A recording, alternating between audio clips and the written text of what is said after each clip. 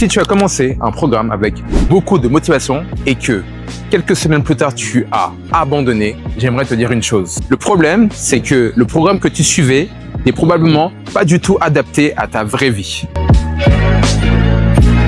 Très souvent, quand on veut se reprendre en main, on décide de tout changer d'un coup. On décide de faire 4 ou 5 séances par semaine, de mieux manger, de mieux dormir et de marcher un peu plus. Et oui, probablement, pendant quelques jours, ça marche. Mais ensuite, la vraie vie reprend le dessus.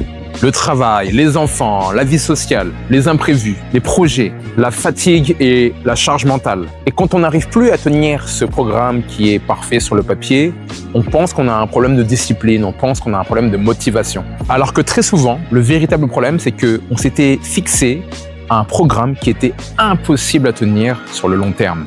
Pour moi, un vrai programme, un bon programme doit s'adapter avant tout à ta vraie vie, à ton travail, à ta famille aussi, à ton emploi du temps, à ton niveau d'énergie, à ton cycle, à ce que tu aimes vraiment faire dans la vie et du coup aussi à ta personnalité. Oui, à ta personnalité aussi parce que tout le monde n'aime pas s'entraîner de la même façon. Certaines personnes adorent la musculation, d'autres préfèrent le running ou bien d'autres les cours collectifs, le vélo ou les sports collectifs. D'autres encore aiment s'entraîner à la maison. Et ce n'est pas du tout un problème. Je vais t'expliquer quelque chose de simple. L'objectif premier n'est pas de trouver le programme parfait sur Internet. L'objectif, c'est de trouver une méthode suffisamment efficace pour que tu puisses progresser. Mais surtout, suffisamment adaptée à ta vraie vie pour que tu puisses continuer sans t'arrêter. Et c'est là qu'intervient un principe essentiel à ma méthode, la régularité, pas l'intensité. 2 ou 3 séances par semaine pendant plusieurs mois auront un plus gros impact que 6 séances pendant 15 jours suivies d'un abandon total. Tu n'as pas besoin d'être parfaite. Tu as besoin de laisser suffisamment de temps à ton corps pour qu'il puisse s'adapter et progresser. Et surtout, il faut arrêter de croire qu'une séance est efficace seulement quand elle t'a épuisé ou quand elle t'a fait transpirer. C'est une idée reçue. L'objectif d'un bon entraînement, ce n'est pas d'être fatigué ou de rentrer à la maison épuisé. L'objectif, c'est de créer une bonne stimulation pour progresser. Une autre erreur que je vois très souvent, c'est la mentalité du tout ou rien. Soit je fais ma séance d'1 heure, ou soit je fais rien. Soit je mange parfaitement, soit ma journée est ratée.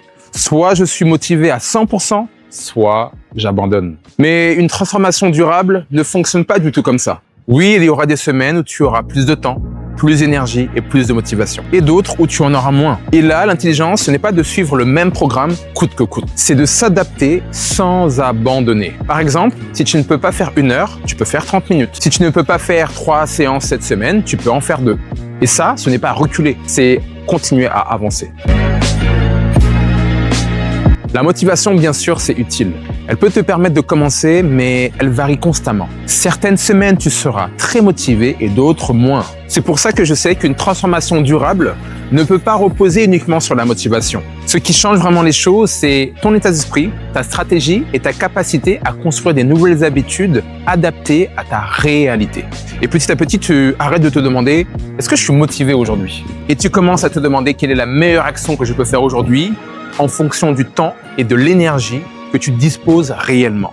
Et ce changement de vision peut littéralement changer ta façon de progresser. C'est ça pour moi l'esprit level up.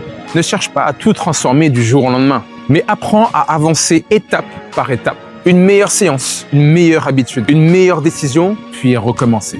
Parce qu'une transformation physique ne commence pas forcément par un régime strict ou une séance extrême. Elle commence souvent par un changement suffisamment simple pour être répété. Et avec une planification intelligente, adaptable et adaptée à ta vraie vie, ces petits changements peuvent transformer ton corps, mais aussi ton énergie, ta confiance et même bien plus que cela. Maintenant que les fondations sont posées, on va pouvoir passer au concret. Dans la prochaine leçon, je vais te montrer comment construire une séance full body, simple et efficace, et comment l'adapter à ton niveau. Parce que là encore, tu n'as pas besoin de 15 exercices ou de rester 2 heures à la salle de sport pour progresser. On va voir ensemble quels mouvements choisir, pourquoi on les choisit et comment construire une séance cohérente. On se retrouve dans la prochaine leçon. Let's go!